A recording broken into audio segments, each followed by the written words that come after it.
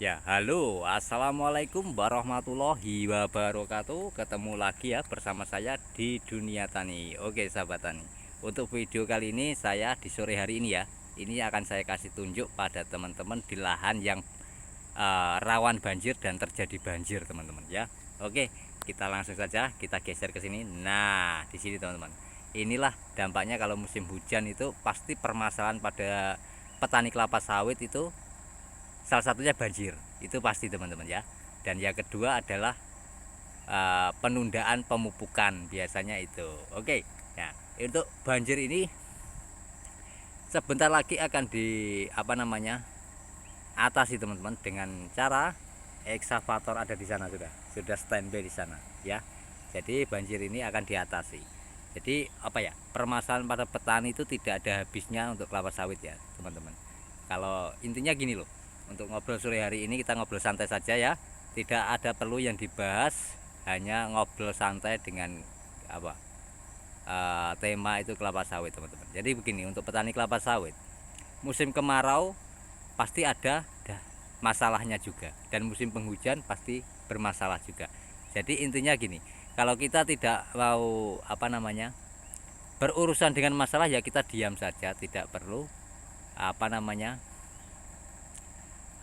mencari membikin apa yang kita lakukan itu loh. Maksudnya gimana ya, uh, dimanapun apapun yang kita inginkan itu pasti ada permasalahannya. Tugasnya apa? Tugasnya ya untuk memecahkan masalah itu sendiri. Oke, semoga ini bisa diambil sisi positifnya dan titik poinnya dalam pembicaraan sore hari ini ya. Jadi kita bahas dulu kelapa sawitnya. Nah, untuk ini yang rotasi berbanjir ini, itu yang perlu dikendalikan kan airnya teman-teman ya. Jadi kita bikinkan parit sebisa mungkin, sedalam mungkin, untuk apa? Supaya dibuang. Nah, baru nanti akan sawitnya hijau kayak gini. Nah, dan kalau ada gulma di sana itu sebenarnya perlu di ini teman-teman, musnahkan itu gulma itu, karena itu gulma yang sangat meresahkan dan efeknya, dampaknya buruk sekali. Bisa dilihat di sini ya, gulma ini sudah besar segini, dan atasnya itu menjadi jantan teman-teman ya, menjadi jantan. Karena apa? Akarnya untuk benalu ini tuh, akarnya untuk benalu ini bisa masuk ke dalam eh, batang kelapa sawit itu teman-teman ya. Tuh. Oke, saya perlihatkan ini ya. Inilah dimana notabe itu lahannya rawan banjir dan terjadi banjir. Ya, seperti ini. Oke. Tuh. Ya, semoga ini bisa menginspirasi bagi petani-petani kelapa sawit dalam video ini ya. Tidak ada ilmu ataupun apa, yang penting kita ngobrol santai pada uh, sore hari ini. Nah, untuk permasalahan ilmu perkebunan kelapa sawit ada di fitur gabung Dunia Tani teman-teman ya. Boleh gabung ya. Caranya gampang sekali, yaitu dengan cara subscribe, lalu ada tulisannya nanti muncul di situ. Di sebelah subscribe-nya ada tulisan gabung, kita bisa gabung di situ ya. Untuk pembelajaran tentang kelapa sawit dari mulai persiapan lahannya ya sampai penanamannya, perlu dipupuk apa tidak sebelum sewaktu menanam itu ya. Nah, itu ada di fitur gabung Dunia Tani. Oke, dari sini paham ya dan sudah jelas ya untuk videonya. Nah, boleh komen di kolom komentar, boleh gabung dan boleh tidak teman-teman ya, tidak memaksa. Jika ada manfaatnya ya silahkan, kalau tidak ya monggo ya. Oke. Nah, untuk menanggapi ini kan tanahnya mineral teman-teman, apa masih perlu dolomit pak? Ya, jawabannya sangat perlu, sangat perlu ya, sangat perlu. Nah, karena fungsi pada dolomit ya, biasanya ini banyak yang bertanya begitu teman-teman di akun sosial media saya. Itu banyak yang bertanya, Pak, apa perlu dolomit Pak untuk tanah ini? Apa perlu pupuk dolomit juga untuk tanah ini? Nah, itu banyak sekali. Jawabannya kita jawab di sini ya. Itu adalah sangat perlu. Tujuannya untuk apa toh dolomit ini? Sebenarnya untuk menurunkan dan pH tanah teman-teman. Yang awalnya asam itu menjadi netral. Tuh, baru kita masukkan pada pupuk yang selanjutnya itu ya. Oke. Nah, ada juga yang bertanya tentang pupuk KCL. Sudah saya pupuk banyak-banyak tapi kok tidak ada hasilnya Pak ya. Tetap aja buahnya kecil dan sawitnya itu tidak bisa hijau. Nah, ini permasalahan ini perlu diklarifikasi teman-teman. Jadi begini, Setelah saya tanya-tanya, ternyata dia tidak memikirkan pH-nya dulu, langsung saja memupuk dengan KCl, ya tambah masam itu loh, atau tanahnya. Jadi yang perlu di eh, perhatikan itu tanahnya dulu teman-teman, medianya dulu, medianya ini sudah masam atau belum ya, sudah masam atau tidak, itu loh. Oke, dari sini paham ya. Nah, sangat jelas, ini sangat hijau royo-royo dengan kebun ini. Nah, tahun tanam 2007 teman-teman ya.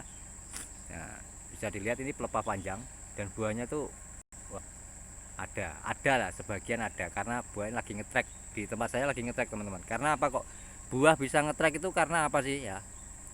Yang satu adalah ada 3 cara, ada 3 penyebab teman-teman ya.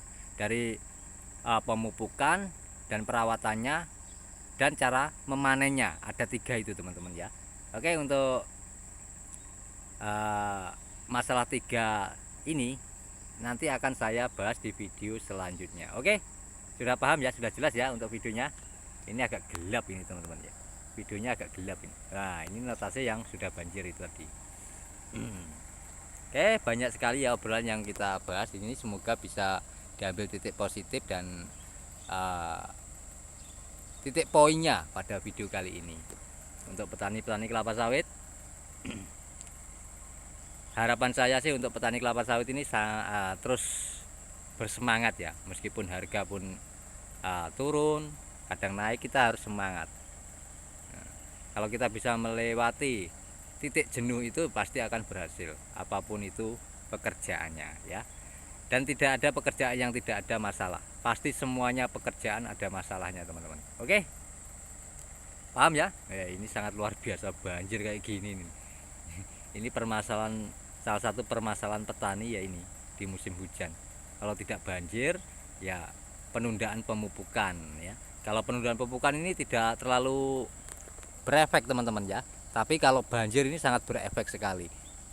Nah, sangat berefek sekali. Karena penyebab bisa menyebabkan sawit itu jadi kuning, betul. Pelepahnya bisa tidak melebar, melainkan ngadek semua ya. Ayo kayak ngene. Kalau caranya begini, kalau pemanenannya gimana itu loh, kalau tidak dikendalikan. Oke, dari sini paham ya. Ngobrol santai di sore hari ini tentang kelapa sawit, di mana notabe lahan yang banjir, cara mengatasinya ya salah satunya dengan ekskavator ini teman-teman. Nah, dengan ini ya. Tuh, oke. Salam dari saya, petani kelapa sawit, sehat dan sejahtera dan semangat tentunya ya. Nah, bila ada salah kata ya mohon maaf. Saya akhiri video kali ini dan sampai ketemu di video saya selanjutnya tentang kelapa sawit ya. Jadi ini channel ini dibuat bukan hanya untuk kelapa sawit saja teman-teman. Untuk kedepannya, langkah kedepannya kita akan berbincang juga dengan namanya tumbuhan lainnya seperti sayur, padi maupun jagung teman-teman ya. Oke, untuk saat ini ya kita tekuni saja untuk kelapa sawit karena masih ada di perkebunan kelapa sawit. Oke, dari sini paham dan jelas. Bila ada salah kata mohon maaf sebesar-besarnya.